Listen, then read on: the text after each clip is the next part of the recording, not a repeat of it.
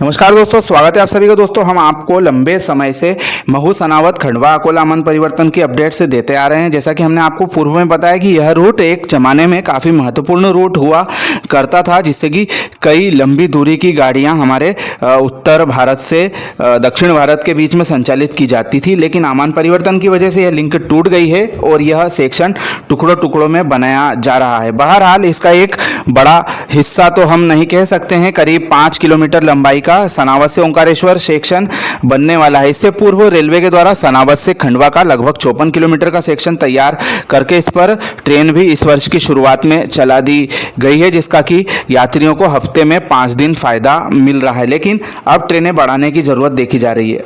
आने वाले समय में ओंकारेश्वर से सनावद का जो 5 किलोमीटर का सेक्शन है उस पर सीआरएस कार्य किया जाएगा और सीआरएस कार्य होने के पश्चात में इस सेक्शन को अप्रूवल सीआरएस महोदय पश्चिम क्षेत्र के द्वारा दे दी जाएगी। अभी सीआरएस की तारीखों की घोषणा नहीं की गई है, लेकिन यह जो सेक्शन बन रहा है यह काफ़ी महत्वपूर्ण साबित होगा। जैसा कि आप सभी को ज्ञात है कि ओंकारेश्वर में हमारे 12 ज्योतिर्लिंग में से एक ज्योतिर्लिंग स्थापित है तथा यह काफ़ी धार्मिक महत्व पूरे भारतवर्ष के हिंदू धर्मावलंबियों में रखता है।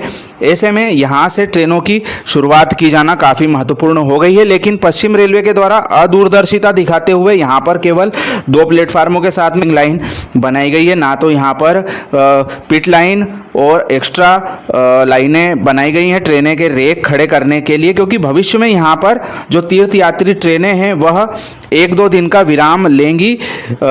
आने वाले समय में यहाँ पर काफ़ी पर्यटकों की संख्या बढ़ेगी और पश्चिम रेलवे के द्वारा ऐसी कोई तैयारी वर्तमान में नहीं की गई है।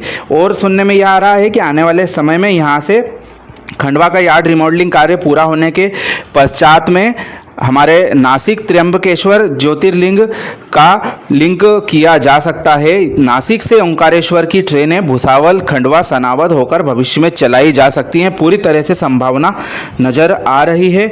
वहीं सिंहस्थ 2028 के मद्देनज़र जो बाकी का आमान परिवर्तन कार्य है वह भी गति पकड़ ले तो आने वाले 3-4 वर्षों में उज्जैन तक ओंकारेश्वर और सीधे नासिक ज्योतिर्लिंग की भी कनेक्टिविटी हो सकती है। यह हम सभी सपना लंबे समय से देख रहे हैं।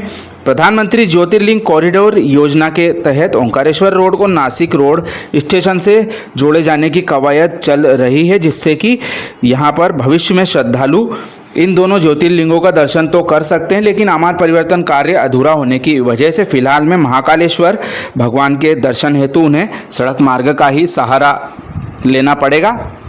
लेकिन जैसा कि उम्मीद की जा रही है, जो हमारा 4 लेन हाईवे बन रहा है नया वाला, वह जल्दी ही पूरा किया जा सकता है। ऐसे में जो ट्रैफिक है वह सुचारू रूप से चल सकेगा, क्योंकि जो घाट सेक्शन था उस पर जाम लगने की समस्या से यात्री जूझते थे, वह अब नए जो हाईवे बनाया जा रहा है उस पर नहीं देखना पड़ेगा, क्योंकि वह काफ़ी लंबी टनलों से होकर गुजरेगा और उसमें इतना घाट सेक्शन देखने को नहीं मिलेगा, जिससे यात्रियों को परेशानी नहीं आएगी। बहरहाल हम बात कर रहे हैं हमारे सनावद से ओंकारेश्वर सेक्शन के बारे में। पूर्व में यह सेक्शन अकोला, पूर्णा, काचेगुड़ा और हमारे जयपुर, अजमेर सेक्शन से जुड़ा हुआ था। लंबी ट्रेनें यहाँ पर संचालित होती थी। कई वीडियो हमने देखे हैं, ट्रेनों की छत पे बैठकर श्रद्धालु हमारे ओंकारेश्वर के दर्शन के लिए आते थे तथा नर्मदा नदी में स्नान वे लोग करते थे। लेकिन लंबे समय से यह कनेक्टिविटी तकरीबन 8 साल से टूटी हुई है और फिर से स्थापित किए जाने की काफ़ी ज़रूरत इसकी देखी जा रही है। इसी दिशा में आमान परिवर्तन का कार्य लंबे समय से चल रहा है और जो कि अब सनावद से लगा के ओंकारेश्वर रोड स्टेशन के बीच में पूरा होने पर आया है। नई जगहों पर ओंकारेश्वर रोड स्टेशन की स्थापना की जा रही है, जो कि पूर्व में सघन जगह पर था। एक तरफ हाईवे था, एक तरफ पटरी, हमारा एक पहाड़ी इलाका था, लेकिन उससे थोड़ा सा आगे की ओर यह स्टेशन स्थापित किया जा रहा है, जहां पर भविष्य में और भी विस्तार की गुंजाइश है। आसपास की जगह को रेलवे को अधिग्रहित करना पड़ेगा, तब जाकर यह जो नई संरचनाएं बनानी है मेंटेनेंस वगैरह की, उनकी स्थापना हो सकेगी। वहीं हमने एक सुझाव दिया था कि जो पुराना ओंकारेश्वर रोड स्टेशन है, यहीं पर 2 लाइनें यदि स्टेबलिंग की और पिट की बना दी जाएं तो ट्रेनों को खड़ा भी किया जा सकेगा। और वो उस जगह का भी उपयोग हो जाएगा, नहीं तो वह जगह असामाजिक तत्वों का अड्डा बन जाएगी। जैसा कि अभी हम देख रहे हैं स्टेशन वीरान पड़ा हुआ है और यहाँ पर कोई भी देखरेख करने वाला नहीं है। ऐसे में जो रेलवे की बहुमूल्य कीमती जगह है वह ऐसे तत्व उपयोग करके उसको खराब कर रहे हैं। रेलवे की भी इसमें छवि खराब होती तो उसका भी उपयोग रेलवे को सोचना चाहिए। और जैसा कि इस जगह का काफ़ी धार्मिक महत्व है, हमारे पुरातन ओंकारेश्वर ज्योतिर्लिंग भगवान के दर्शन हेतु देश विदेश से श्रद्धालु यहाँ पर सड़क मार्ग से आते हैं। अभी कई यहाँ पर डेवलपमेंट कार्य चल रहे हैं, जिसमें से एक हमारा 4 लेन हाईवे नया बनाया जा रहा है, वह शामिल है। साथ ही जो आमान परिवर्तन का कार्य है वह धीमी गति से चल रहा है। ओंकारेश्वर से बड़वाह के बीच में नर्मदा नदी पर विशालकाय ब्रिज करीब 1.5 साल से बन रहा है और उसके केवल 2 ही पिलर खड़े हो पाए हैं और न जाने वह कार्य कब पूरा होगा। इसकी चिंता हमारे जो रेलवे प्रेमी और धार्मिक श्रद्धालुगण हैं वह समय समय पर जाहिर करते आ रहे हैं। उम्मीद यही है कि आने वाले सिंहस्थ के पूर्व यदि जो एक बड़ा सेक्शन हमारा चोरल मुख्तियारा बलवाड़ा तक का तैयार हो जाएगा तो कम से कम जो श्रद्धालु हैं वह इतनी दूरी की यात्रा तो ट्रेन के माध्यम से हमारे इंदौर उज्जैन क्षेत्र के श्रद्धालु कर सकेंगे।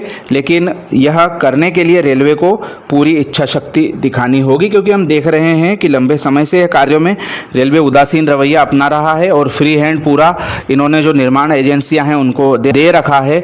हमारा जो बड़वाह से मुख्तियारा बलवाड़ा सेक्शन है इसमें कार्यों की अभी भी कोई भी हमें ज़्यादा अच्छी तस्वीर नहीं दिख रही है, ना ही ट्रैक डिसमेंटल करने से संबंधित कोई बड़ी गतिविधि यहाँ पर चालू हो पाई है। ऐसे में यह जो कार्य है किस तरह से सिंहस्थ के आसपास में रेलवे पूरा करेगा यह सोचने वाली बात है। हालांकि अभी भी 3.5-4 साल का समय इस हमारे सिंहस्थ महापर्व में है, परंतु रेलवे को अब अपनी गति बढ़ाना चाहिए।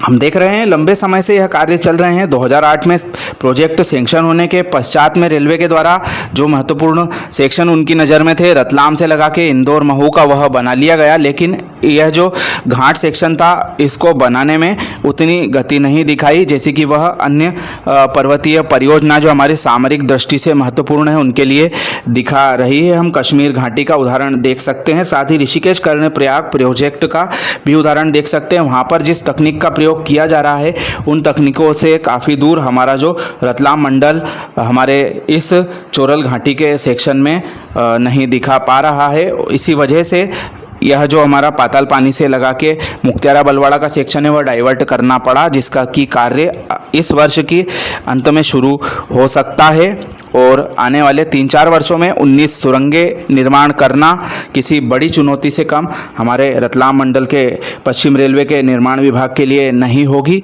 और इसके अलावा कई बड़े पुल भी वहाँ पर बनाए जाने हैं। काफ़ी चुनौतीपूर्ण यह कार्य। खैर बहरहाल जो हमारा ओंकारेश्वर से सनावद का सेक्शन जल्दी ही शुरू किया जा सकता है।